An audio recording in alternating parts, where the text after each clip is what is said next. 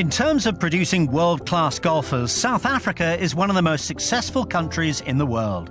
So it's fitting that it's recently opened the Southern Africa Hall of Fame. Located within the Hyatt Regency Obai Resort and Spa in George, its first inductees were introduced in 2009. It was a great idea to start the South African Golf Hall of Fame down in Obai. One of South Africa's best players, only else on his golf course, on his estate.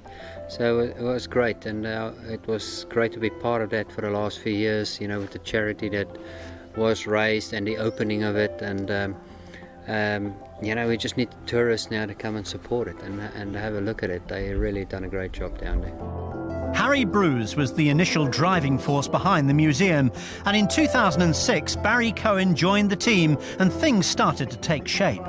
Having returned to South Africa after living in Australia, Barry, like Harry Bruce, had an emotional connection to the project.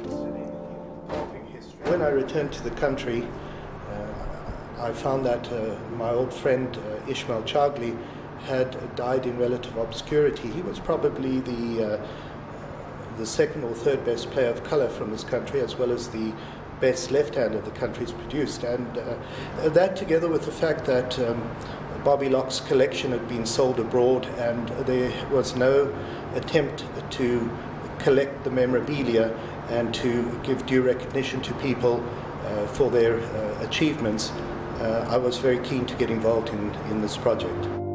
While struggling to find a sponsor in hard economic times, Barry had to sell his house to keep the project alive. Since then, others have been eager to help. With artifacts dating back to the 1850s, the museum has amassed a great collection.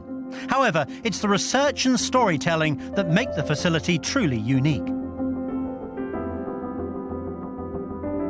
We've researched and included the pre-democracy in South Africa from 1960 right up to unification in 1992. This wall is a very interesting wall because South Africa, unlike most other countries, went through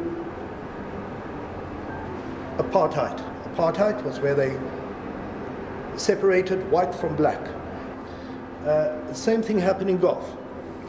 They did not allow a lot of black players to play in white tournaments. Initially, in 1960, a really great golfer by the name of Papa Segolen came on the scene, and he simply dominated golf of colour. He was the equal of Gary Player, and after he won three Dutch Opens, he was banned. The government took away his passport, the government took away his right to play in white tournaments, as they banned all golfers of colour. Now, Papa Segolen and his main rival Ishmael Chagli played with the reverse grip, which was called the Papa or Caddy grip. And in 1963, when he won the Natal Open in the rain, the white golfers were inside the clubhouse, got their prizes, but out they came into the rain to give Papa his trophy because Papa was not allowed into the clubhouse. In 1978, Clovelly Country Club opened up its doors to all races, despite the policies of the country. And you can see here Gary Player protesting against apartheid by wearing black and white pants, which he subsequently wore 40 years later in 2000 to celebrate the demise of apartheid. And from such a torn past, it's amazing that South Africa is second only to America in major wins since World War II. The museum will have its official opening early next year, providing a place that will fascinate and inspire any golf enthusiast. Yes, it took a long time to get going, it took a long time to raise the money, and now that we're underway, nothing can stop us.